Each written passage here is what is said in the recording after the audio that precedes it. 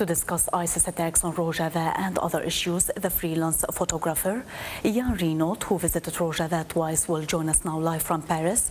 Many thanks for speaking to us on Ronahi, Mr. Renoult. Let's start with the ISIS attacks on Rojava. In recent weeks, ISIS intensified their attacks on Jazir Canton after being defeated by YPG and YPG fighters in Kobani. Why is ISIS insisting in occupying Rojava, in your opinion?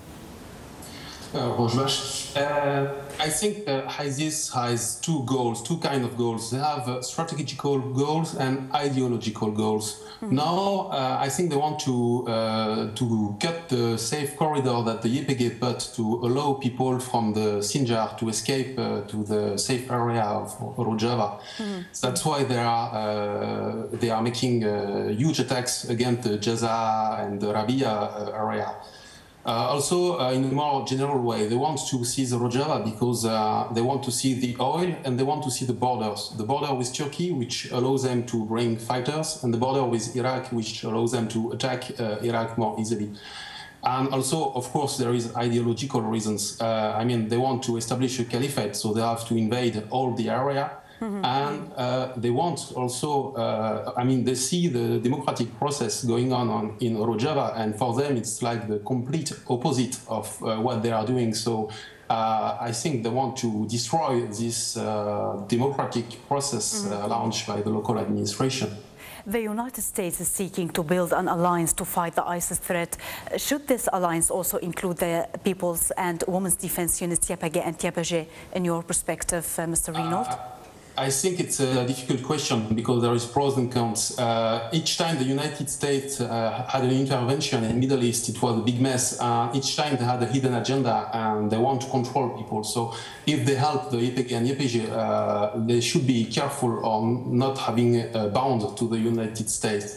On the other hand, YPG and YPG needs urgent and very urgent help. So I don't know, and this could also be a first step to the recognition of the local administration. So I think this is something that should be debated very carefully so that Rojava is not losing some independence with this help.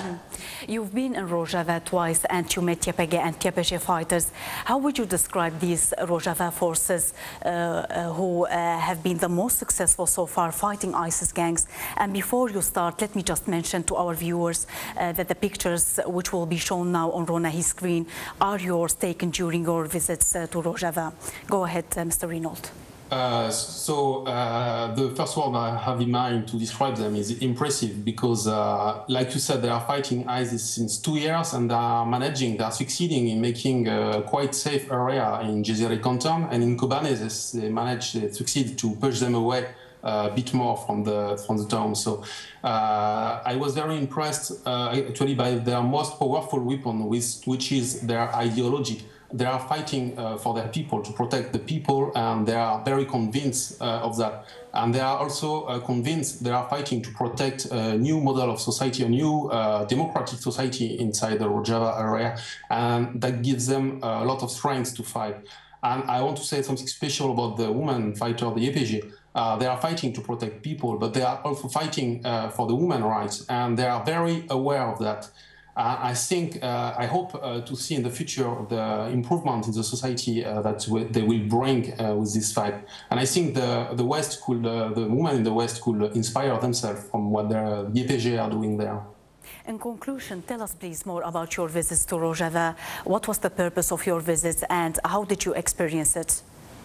I wanted to go to Rojava to report about it because here in the West, mainstream media at the time, there was not a lot of articles about Rojava, and I heard about what was going on there, and I wanted to see it with my own eyes. So I was very impressed to see what the local administration is doing, because it's still a war in Syria, and it's still a difficult context with the embargo on Jazir Canton and Kobani. But still, the local administration managed to launch projects for the people. They start oil production for the internal market. They start agricultural projects to give food to the population. They provide security with the SIH. So all of that is something that should be followed and watched carefully, because it's something quite new in Syria, quite unique in Syria, actually. Yann Renoult, the freelance photographer you spoke to us from Paris, thank you very much for speaking to Ronahi.